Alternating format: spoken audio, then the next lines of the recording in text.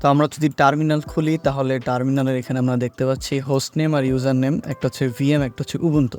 User name Ubuntu, host name হচ্ছে VM. So আমরা এখন দুটোই চেঞ্জ করব। তো হোস্ট নেমটা আমরা বাই ডিফল্ট চেঞ্জ করতে পারি না, বাট আমরা ইউজার নেমটা চেঞ্জ করতে পারবো। উবুন্টু এটা চেঞ্জ করতে পারবো ইজিলি। কীভাবে? সেজন্য আমরা সেটিংসে যাই। সেটিংসে যাওয়ার পরে আমরা এই নিচের দিকে অ্যাবাউট সেকশন আছে, অ্যাবাউটে যাব।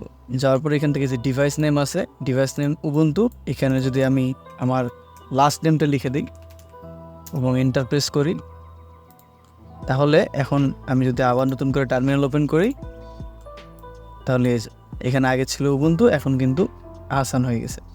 এখন ভিএমটা কীভাবে চেঞ্জ করা যাবে? ভিএমটা আমরা চেঞ্জ করব হচ্ছে আরেকটা ট্রিক। সো এই জন্য হচ্ছে ফাইলসে যাব। যাওয়ার পরে যে হোমে আসলাম, হোমে আসার পরে এখান থেকে আমরা শো হিডেন ফাইলের টিকমার্ক দিতে পারি, অথবা Ctrl+H প্রেস করলেই হিডেন ফোল্ডারগুলো দেখাবে বা হিডেন ফাইলসগুলো দেখাবে। এখান থেকে যে .bash স্ক্রিপ্টের যে ফাইলটা আছে, এটা হচ্ছে আমরা নোটপ্যাড ওপেন করবো, ওপেন উইথ টেক্সট এডিটর। তো এখানে হচ্ছে আমরা চলে আসবো সিস্টেম বা লাইনে। এখানে দেখতে পাচ্ছি একটা জায়গায় @ আছে।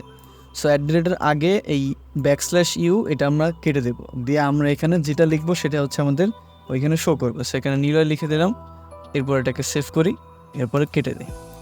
এখন যদি আমি আবার টার্মিনাল ওপেন করি, নতুন একটা নিউ উইন্ডো, এখন কিন্তু ভিএম থেকে নিলয় আহসান হয়ে গেছে।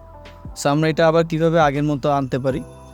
তো সেম আমরা যেটা করছি সেটাই রিভার্স করব। তো আমরা 60 নাম্বার লাইনে চলে আসবো। এখান থেকে নিলয়টা কেটে আমরা হচ্ছে \, আর হচ্ছে ইউ দিব, দিয়ে Ctrl+S সেভ করে দেব। এরপর যদি আমি আবার ওপেন করি, এই যে এটা কিন্তু আবার সে ভিএম আগেরটার মতো চলে আসছে।